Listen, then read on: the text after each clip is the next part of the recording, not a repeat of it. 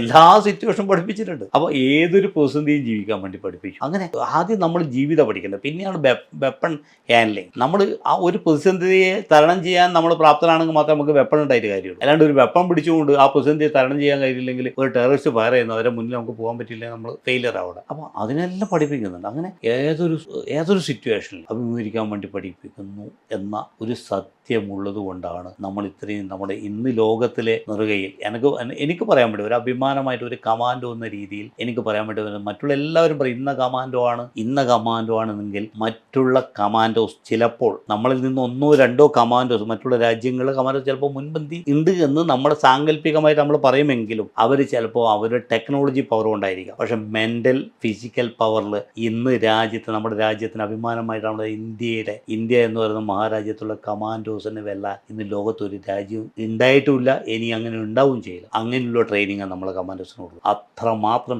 ശക്തിയോട് പഠിപ്പിക്കും. ആ സത്യം ഉള്ളതുകൊണ്ടാണ് ഇന്ന് നമ്മുടെ രാജ്യം നല്ല സേഫ് സോണിൽ നിൽക്കുന്നതും എല്ലാ ഓപ്പറേഷനും നമുക്ക് സക്സസ് ആക്കാൻ.